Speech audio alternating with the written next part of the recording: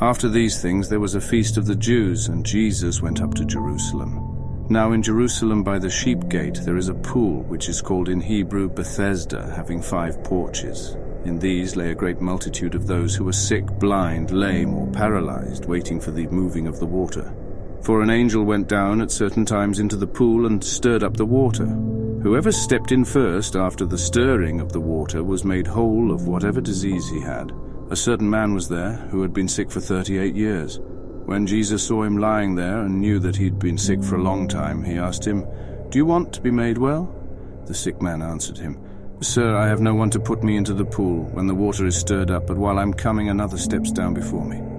Jesus said to him, "Arise, take up your mat and walk." Immediately the man was made well and took up his mat and walked. Now it was the Sabbath on that day. So the Jews said to him who was cured, "It is the Sabbath. It is not lawful for you to carry the mat."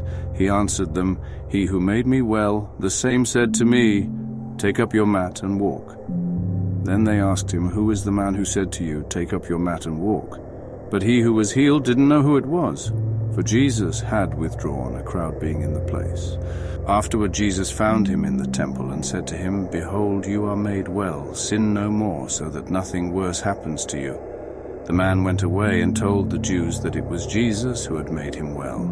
For this cause the Jews persecuted Jesus and sought to kill him because he did these things on the Sabbath. But Jesus answered them, "My Father is still working, so I am working too." For this cause, therefore, the Jews sought all the more to kill him, because he not only broke the Sabbath, but also called God his own Father, making himself equal with God. Jesus therefore answered them, "Most certainly, I tell you, the Son can do nothing of himself, but what he sees the Father doing. For whatever things he does, these the Son also does likewise. For the Father has affection for the Son, and shows him all things that he himself does. He will show him greater works than these, that you may marvel. For as the Father raises the dead and gives them life, even so the Son also gives life to whom he desires. For the Father judges no one, but he has given all judgment to the Son, that all may honor the Son, even as they honor the Father. He who doesn't honor the Son doesn't honor the Father who sent him. Most certainly I tell you, he who hears my word and believes him who sent me has eternal life, and doesn't come into judgment, but has passed out of death into life.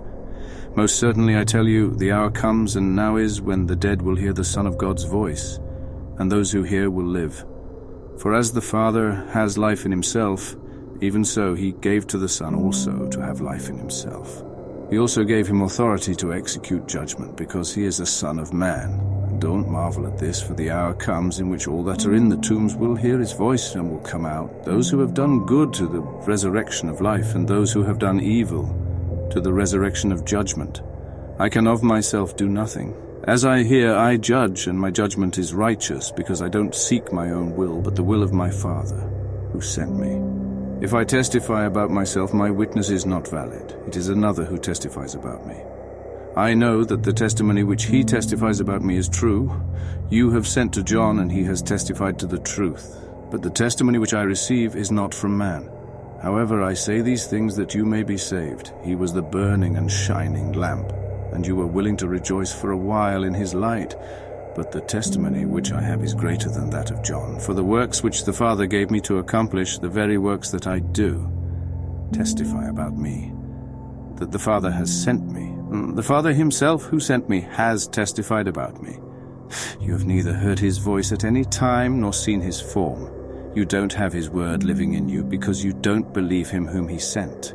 You search the Scriptures, because you think that in them you have eternal life, and these are they which testify about me.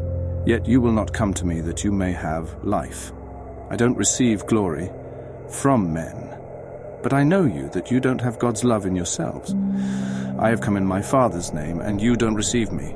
If another comes in his own name, you will receive him. How can you believe who receive glory from one another, and you don't seek the glory that comes from the only God? Don't think that I will accuse you to the Father. There is one who accuses you, even Moses, on whom you have set your hope. For if you believed Moses, you would believe me, for he wrote about me.